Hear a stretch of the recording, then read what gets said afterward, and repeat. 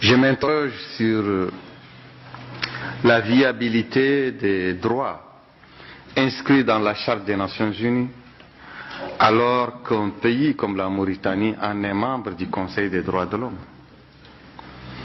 Alors que ce pays est un apartheid implanté en Afrique de l'Ouest.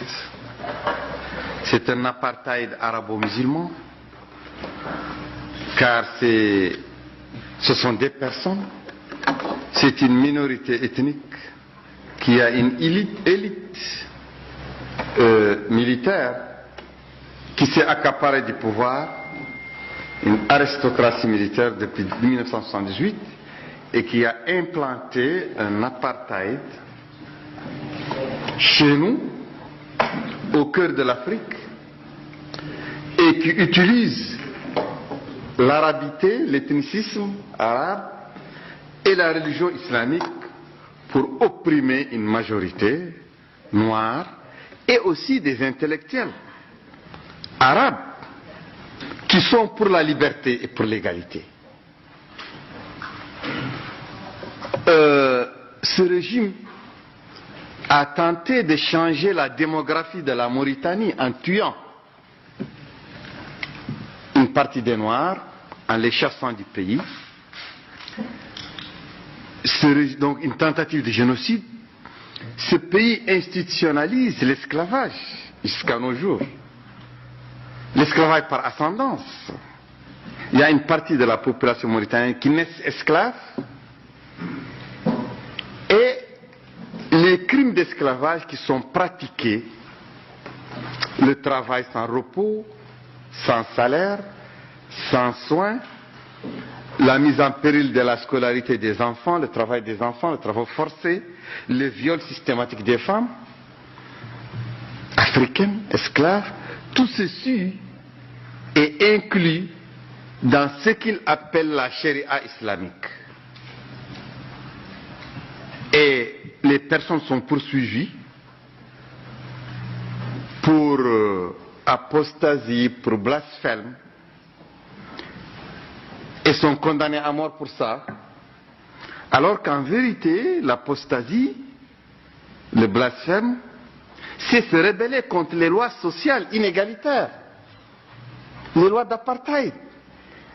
Le code négrier, le code noir qui a été aboli en Europe depuis 1948, c'est un code qui est vivace chez nous et qui est considéré comme une charia sacrée, et que moi, j'ai offert au feu, j'ai brûlé dans un acte de rébellion, dans un acte de dissidence politique, idéologique et religieuse, et qui m'a valu la peine de mort, et qui m'a valu plus de 4 mois dans le couloir de la mort. Et je n'ai pu eu ma tête sauve, je n'ai pu sauver ma vie qu'avec la mobilisation de ma population interne et des amis à l'étranger dans les organisations internationales des droits de l'homme. Bon, et c'est un pays qui est soutenu par les pays des droits de l'homme, la France, l'Espagne. L'Union européenne est le premier partenaire commercial, économique et financier de la Mauritanie, et le bailleur de fonds numéro 1. L'Union africaine est le premier soutien diplomatique de ce pays qui institue l'apartheid en Afrique de l'Ouest, et les États-Unis d'Amérique sont le premier soutien militaire et sécuritaire pour ce pays. Il y a une minorité qui dirige. Nous avons opté pour la non-violence, la lutte non-violente, et nous avons des partis, nos mouvements sont interdits, comme l'ANC était interdite en Afrique du Sud. Et les dernières élections, j'ai pu être élu au Parlement, je suis parlementaire, lorsque j'ai utilisé un autre parti, parce que notre parti est interdit, et lorsque ma candidature a été validée, on m'a mis en prison pour empêcher que je fasse la campagne.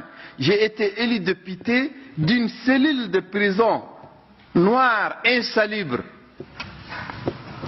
sans pouvoir faire la campagne. Et malgré mon élection comme député, je suis resté en prison pendant 4 mois. Malgré mon immunité parlementaire. Et lorsque je suis sorti de prison, on a engagé les élections présidentielles que nous avons gagnées. Car la mobilisation populaire nous a permis d'amener le parti de l'armée et de l'oligarchie de l'apartheid au 2e tour. Mais il y a eu un coup d'État électoral dans lequel la France, l'Espagne ont joué le rôle numéro 1. Lorsque les militaires hésitaient, est-ce qu'ils déclaraient qu'ils sont gagnants, que leur candidat est gagnant, la France et l'Espagne ont pris le devant pour reconnaître l'élection du candidat de ce parti de l'esclavagisme et du racisme, de l'obscurantisme. C'est la France et l'Espagne qui ont déclaré reconnaître le chef de l'État l'actuel chef de l'État gagnant, alors que les institutions mauritaniennes n'ont même pas encore déclaré les résultats. C'est ce qui a permis aux détenteurs du pouvoir de